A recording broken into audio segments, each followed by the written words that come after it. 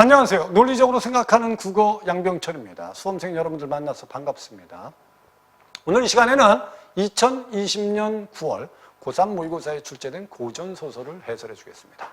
이번에 9월 모평에서 소설 지문들은 대체로 좀 쉬웠습니다. 근데 결국 문제를 다 맞히기보다는 꼭 한 문제씩 틀린 학생들이 좀 있습니다. 왜냐면 이제 선택지들이 좀 길어서 본인들이 이해를 잘못해서 실수하는 경우가 있었다는 거죠. 여러분들이 남은 기간 동안에 소설을 공부할 때 특히 장면 이해도 중요하지만 문제의 선택지를 정확하게 이해하는 연습들을 좀 하셔야 됩니다. 자, 심청전도 여러분 수능 특강에 수록된 작품입니다. 여기에 나와 있는 장면도 여러분들 어느 정도 충분히 우리가 알고 있는 장면이기 때문에 장면을 이해하는 데 어려움은 없었을 겁니다. 요약은 할 줄 알아야 됩니다. 자, 첫 번째 부분에 보면 심청이와 나는 이 동네 사람입니다. 우리 부친 앞을 못 봐요. 공염이 300석을 지성으로 불공하면 눈을 떠보리라 하되 가난하여 장만할 길이 전혀 없어서 내 몸을 팔려고 합니다. 어때요? 뱃사람들이 이 말을 듣고 효성이 지극하나 불쌍하다. 그래, 그렇게 하자. 허락하고 즉시 쌀 300석을 모은사로 보냅니다. 금년 3월 15일에 배가 떠난다 하고 심청이 부친에게 왔어요. 공양미 300석을 이미 보냈으니 이제 근심하지 마세요. 신봉사 깜짝 그게 웬 말이야? 여기까지 장면에서 제일 중요한 건 공양미 300석입니다. 그것의 의미가 뭐겠어요? 심청이 효 아니겠습니까? 다음 장면에 심청같이 타고난 효녀가 어찌 부친을 속이냐 많아! 이런 말들은 여러분 다 작가의 얘기입니다. 인물에 대해서 여러분들 다 이미 긍정적인 평가를 하고 있잖아요. 그래서 어쩔 수 없는 형편이라 일단 거짓말을 합니다. 자, 앞부분에서 공양미 300석, 뒷부분에서 거짓말이 중심 내용입니다. 결국 이 거짓말을 하는 것도 뭐 때문입니까? 아버지에 대한 효 때문입니다. 장승석 댁 노부인이 일전에 저를 수양딸로 삼으려고 하셨으나 차마 허락하지 아니하였는데 지금 공양미 300석을 주선할 길이 전혀 없다는 사연을 부인께 여쭌즉 300석을 내주어서 수양딸로 가기로 했습니다. 신봉사 물색도 모르고 이 말을 반겨 듣고 나서 그렇다면 고맙구나. 그 부인은 역시 재상의 부인이다. 결국 복이 많겠구나. 저러기에 결국 그 자제 사명자가 벼슬을 하지 않겠느냐. 그러나 우리가 양반의 자식이 넌데 너를 팔았단 말이 좀 이상하긴 하지만 장승상 댁의 수양딸로 가는 것 관계 있겠느냐? 좋다. 여기까지 거짓말에 대한 신봉사의 반응이죠. 그리고 다음 달 보름에 데려간다 합니다. 그래 매우 잘 됐다. 심청이 그날부터 곰곰이 생각하니 눈 어두운 백발 부친 영영 이별하고 죽을 일과 사람이 세상에 태어나서 15세에 죽는 것이 아득하여 일도 뜻이 없고 식음을 전폐하고 결국 근심하고 지내다가 다시금 또 생각해서 아니야 엎질러진 물이야. 쏘아놓은 화살이 어쩔 수 없어. 되돌릴 수 없어. 하고 결국은 날이 점점 가까우니까 됐죠? 이러다간 안 되겠다. 내 살았을 때 부친의 의복이나 빨래나 대단한 요소입니다. 여기까지 보면 공양미 300석, 거짓말, 춘향이의 심리, 이게 중심 내용인데 이것들을 다 종합하면 한 가지 내용이 나옵니다. 이제. 춘추 의복도 만들고 하절 여름 의복도 만들고 겨울 옷도 솜 놓아서 보자기에 싸고 각근도 접어서 가세에 달아서 벽에 걸어주고 망건도 달아놓고 행선날을 세워보니까 하룻밤 남았네.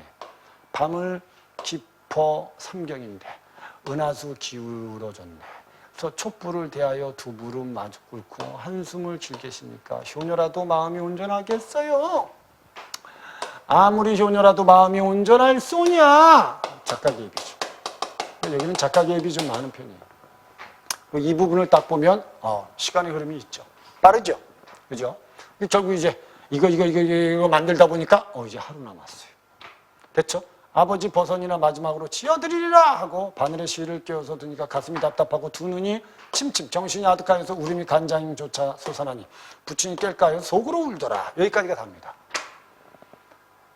도대체 여기까지 중심 내용이 뭘까요?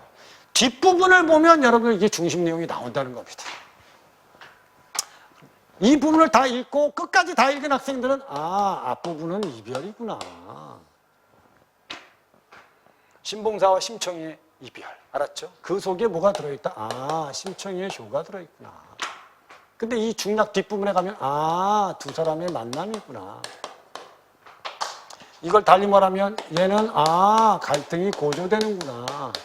근데 여기선 갈등이 해소되는구나. 갈등이 해소된 것도 뭐 때문이죠? 다 심청의 효 때문이구나. 그럼 주제가 효라는 걸 알 수 있는 겁니다. 이렇게 정리하시면 됩니다. 그러니까 이 글은 길지만 장면을 딱 나누면 앞부분은 이별의 슬픔. 됐죠? 뒷부분은 만남. 이렇게 여러분들이 정리하면 되는 겁니다. 황후가 이 누구겠어요? 심청이죠. 그죠? 반기시고 가까이 입시하라 하시니 상궁이 명을 받아서 신봉사 손을 끌어서 별전으로 들어갈 때 신봉사 아무런 줄도 모르고 겁을 냅니다. 걸음을 못 이겨서 별전에 들어가 계단에 아래 섰으니 맹인의 얼굴을 보니까 백발은 소소하고 황후는 3년 용궁에서 지냈으니까 부친의 얼굴이 가물가물합니다. 그래서 처자가 있어요. 신봉사 땅에 엎드려 눈물을 흘리면서 이렇게 말합니다. 연분의 상처하였고, 일단 상처란 말은 아내가 죽었다는 겁니다. 알았죠? 연분의 아내가 죽고 초 7월에 됐죠?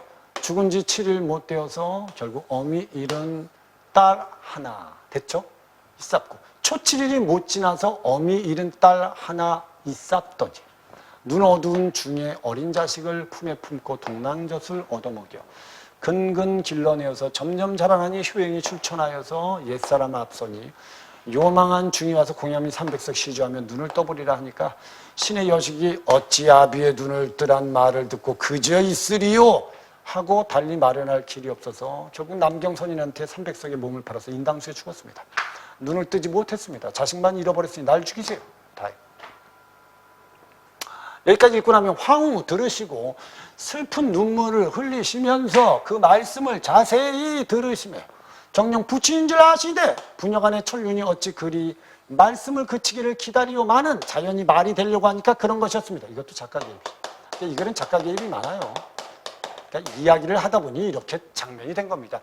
원래는 부친의 말이 끝나기도 전에 달려가서 아버지라고 안아야 되는데 이야기를 만들자 보니까 이렇게 됐어요. 그래서 그 말씀을 마치자 황후 버선발로 뛰어내려가 아버지 제가 심청입니다. 신봉사 깜짝 이거 웬일이냐. 뜻밖의 두 눈을 떴답니다. 개안 됐죠? 혼자 뜬 게 아니고 맹인 전체가 떴답니다. 이게 답니다. 그럼 결국 이 장면이 이해가 되죠. 앞부분에서는 이별 갈등의 고조, 뒷부분에서는 만남 갈등에서. 이게 이 글의 가장 중심이 되는 구조고 중심 내용입니다. 이걸 가지고 여러분들이 문제를 풀면 됩니다. 내가 보기에는 여러분 심청전 같은 경우는 충분히 여러분들 장면 이해하는데 어려움은 없었을 거예요. 그리고 선생님도 수능 특강에도 심청전이 있고 여기도 나와 있는데 과연 소설에 심청전이 나올까? 여러분 고전소설을 이렇게 알아두시면 돼요. 영웅소설, 사랑과 관련된 염정소설, 그 다음 판소리계 소설, 개인창작품. 이게 돌아가면서 출제가 됩니다. 그러니까 여러분들이 연계교재에 있는 영웅소설, 염정소설, 그 다음에 판소리계 소설, 그 다음에 개인창작품의 대표적인 게 우리가 홍길동전이라든지 사시남전기 구운몽이라든지 허생전, 양반전, 광문자전 이런 소설들이 좀 있거든요. 박지원의 소설. 그러니까 그런 소설들이 좀 돌아가면서 출제되는 경향이 있기 때문에 만약에 그 전년도에 어떤 작품들이 출제되는지를 보면 다음 작품이 뭐가 나올지를 어느 정도는 예측할 수 있습니다. 꼭 그런 건 아니지만 이 네 가지 부류가 일반적으로 출제가 된다는 건 좀 알아두세요. 그러니까 판소리계 소설도 언제든지 출제될 수 있는 겁니다. 됐죠? 장면 요약 됐죠? 그러면 이걸 가지고 이제 기억에 대한 예로 적절하지 않은 거. 거짓말입니다. 심청과 뱃사람들의 대화 속에는 기억으로 감추려고 하는 사건, 거짓말로 감추려고 한 사건이 들어있죠. 즉 남경장수한테 팔려가는 사건이 진짜고 이 거짓말에는 그것이 감추어져 있는 겁니다. 심청이 기억을 결심할 때 드러나는 생각에서 심청이 불가피하게 기억을 선택했음을 알 수 있죠. 어쩔 수 없이 아버지를 속이는 겁니다. 기억을 전후하여 진행된 심청과 신봉사의 대화에서 기억에 등장하는 인물은 신봉사가 아는 인물이죠. 장승상댁. 신봉사가 기억을 듣고 보인 반응에서 기억이 신봉사에게 의심 없이 받아들여졌음을 알 수 있죠. 그죠? 그래. 좋은 일이다. 근데 신봉사가 기억을 듣고 한 말에서 기억이 심청과 신봉사 사이의 갈등을 해소하는 단초가 됩니까? 해소가 아니죠. 결국 이 기억 때문에 결국은 뒤에 가면 갈등이 뭐 될까요? 고조되겠죠. 됐죠? 아버지한테 거짓말. 나중에 밝혀질 거 아닙니까? 그럼 결국 신봉사는 보내겠어요? 안 보내려고 하죠. 그죠? 당연히 갈등이 고조돼야 됩니다. 답은 5번이 답이에요. 그 다음에 32번에 A에 대한 설명으로 적절한 걸 찾아라. 황후가 있는 별조는 신봉사가 들어가는 과정을 묘사를 한 건 맞아요. 근데 두 사람이 동일한 감정은 아니죠. 황후는 기대, 신봉사는 두려움이라고 되어 있습니다. 신봉사가 가족에 관한 질문을 함으로써 황후가 신봉사의 정체를 확인하는 계기가 된 것. 이건 뭐 문제가 될 게 없네요. 그죠? 신봉사가 부인이 일찍 사별한 이유를 눈물을, 이게 제시 안 되어 있습니다. 알았죠? 그냥 아무 염분에 상처하고 그냥 뭐 아내 잃고 딸아이 하나 있는데 뭐 이렇게 돼 있기 때문에 이게 구체적으로 제시되어 있지 않습니다. 그래서 신봉사의 기구한 삶이 드러나 있다. 그 다음에 신봉사가 딸에게 그녀의 의지와는 무관한 선택을 강요함으로써 결국에는 영원히 이별하게 된 과정을 신봉사가 자신의 아버지임을 알아차린 황후가 신봉사의 발언이 끝나기 전에 자신의 딸임을 밝힘으로써 됐죠? 끝나기 전? 아니죠, 그죠? 틀렸죠? 다 틀린 겁니다. 다시 신봉사가 자신의 아버지임을 알아차린 황후가 신봉사의 발언이 끝나기 전에 자신이 딸임을 밝힌다. 이게 틀렸잖아요, 전이. 그죠? 결국 말이 다 끝난 후에 결국 밝힌 겁니다. 답은 2번이었습니다. 또 5번이라고 선택하지 말고요. 알았죠? 거기에 여러분 지문에 보면 작가 개입을 통해서 원래 신황후가 아버지의 말이 끝나기도 전에 달려가야 하는데 이야기를 만들자 하자니 그렇게 된 겁니다. 해서 이건 틀린 설명이 되는 겁니다. 33번에 심청은 효의 실현 과정에서 다양한 모순적 상황을 경험합니다. 이걸 잘 이해하셔야 돼요. 심청이 효를 실천하기 위해서 자기 희생을 선택함으로써 정작 부친의 곁에 남아있지 못하게 되는 것이 심청의 효행으로 인한 모순적 상황입니다. 결국 심청이가 아버지를 위해서 효를 실현했어요. 근데 아버지하고 이별해야 돼.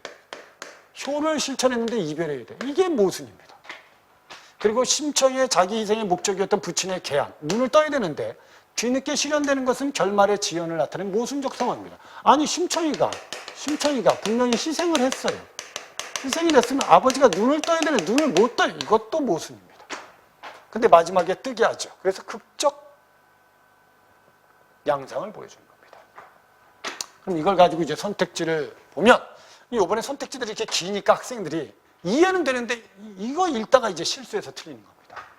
그럼 심청이 눈이 어두운 백발 부친과의 영영 이별을 근심하면서도 이를 다시금 생각하는 것으로 보아. 그러면 아버지와의 이별을 근심하면서도 그래 더 이상 어쩔 수 없는 일이야 라고 생각하는 것으로 보아 심청은 자신의 효행으로 인한 모순적 상황을 수용하는 겁니다. 이거 여러분 선택지가 기니까 학생들이 이게 선택지 내용이 명확하게 이해가 안 되니까 결국 본문 내용은 이해가 되는데 문제를 틀린 경우가 많은 겁니다. 정확하게 끊어서 보세요. 심청이 눈이 어두운 백발 부친과의 영영 이별을 근심하면서도 이를 결국 다시금 생각하는 것으로 보아. 아버지와 헤어지면 어떡하지? 아니야 어쩔 수 없어. 는 이걸 수용하는 겁니다. 아버지와 헤어질 수밖에 없는 모순적 상황을 받아들이는 겁니다. 심청이 이러다가는 안 되겠다. 내가 살아있을 때 할 일을 생각하는 것으로 보아. 심청은 결국 자신의 효행으로 하는 모순적 상황을 걱정하는 겁니다. 내가 효를 시행했는데 아버지와는 헤어져야 돼요. 그러면 아버지와 헤어졌을 때 아버지가 어떻게 지내는지를 걱정하면서 아버지의 옷을 만들어주는 겁니다. 그럼 모순적 상황을 걱정하기 때문에 이렇게 내가 살아있을 때 할 일을 생각하지. 됐죠? 아버지를 위해. 이건 다 모순적 상황을 수용한다고 보시면 됩니다. 밑에 심청이 어찌 아비의 눈뜰한 말을 듣고 그저 있겠습니까? 심청이가 이런 말을 했대요. 말했다는 것을 봐. 심청은 효행 그 자체보다 효행으로 인한 모순적 상황을 걱정 아니죠. 효행 자체를 걱정하는 거지. 얘를 걱정하는 건 아니에요. 아비가 눈뜰한 말을 듣고 그저 있을 심청이가 아니다. 그러면 심청이는 모순적 상황을 걱정하지 않고 그냥 모순적 상황을 수용하고 효를 실천한 겁니다. 그러니까 이 말은 심청이가 효행보다는 이걸 걱정한다는 잘못된 거죠. 3번이 다. 신봉사가 자식만 이뤘사오니라는 말하는 것으로 봐. 신봉사가 결말의 지연을 위해서 설정된 모순적 상황에서 직면하여 자책하고 있다. 맞죠? 이 모순적 상황이 뭡니까? 심청이가 희생을 했어요. 근데 눈을 못 떴어요. 그럼 결국 마지막 결말 부분에서 그걸 자책하는 겁니다. 근데 밑에 신봉사가 심청과의 상봉으로 인해서 뜻밖의 두 눈을 뜨게 되는 것은 극적인 결말입니다. 이렇게 모순적 상황을 마지막에 해결해버리는 게 극적 효과가 있다는 겁니다. 이 선택지의 내용들이 명확해야 됩니다. 그러니까 이런 거 이해할 때 여러분 웬만하면 너무 길다면 이렇게 끊어서 여러분들이 정확하게 이해하는 연습을 좀 하셨으면 좋겠어요. 그러면 여러분들이 문제를 좀 더 정확하게 풀 수 있을 겁니다. 이해되셨죠? 고전소설은 여기까지 해설하겠습니다. 자, 이 동영상을 보고 도움이 되신 수험생들은 구독과 좋아요를 한번 눌러주시기 바랍니다. 원래 이 고전소설은 여러분들 뭐 쉽게 나올 때도 있고 어렵게 나올 때도 있는데 대체로 이제 인물 파악이 어려우면 좀 여러분들이 지문 자체 이해를 좀 어려워하는 편입니다. 그래서 일단 고전소설을 정리할 때도 여러분들 수능 특강이나 수능 완성 연계 교재에 있는 작품들을 인물 파악을 정확히 하고 구체적인 장면을 이해해서 전체 중심 내용을 잘 이해한 다음에 머릿속에 가지고 있으면 여러분들이 혹시나 연계 교재에 다른 지문이 나오든 혹 낯선 지문이 나오더라도 여러분들이 이해하면서 읽는데 도움이 될 거라는 겁니다. 선생님이 나중에 비문학 해설할 때도 얘기하겠지만 문학이나 비문학이나 화법, 작문이나 문법에 제시되는 지문들을 읽을 때는 중심 내용을 이해하는 걸 목표로 해야 됩니다. 그래야지 이해하면서 읽습니다. 근데 여러분들 머릿속에 기억해서 문제를 푸는 데만 집중하면 여러분들 고난도 문제를 여러분들이 해결할 수는 없고요. 한 지문에 모든 문제를 다 해결하기도 어려울 겁니다. 그러니까 지금 남은 기간 동안에 여러분들 어떤 지문이 여러분들한테 주어지더라도 그 지문을 읽고 이 글 전체의 중심 내용과 핵심 어들이 무엇인지를 정확하게 이해하고 찾는 그런 연습을 한다면 여러분들 수능에서 좋은 결과를 얻을 수 있을 겁니다. 선생님하고는 다음 해설 시간에 만나도록 하겠습니다. 수업 준다고 고생했습니다.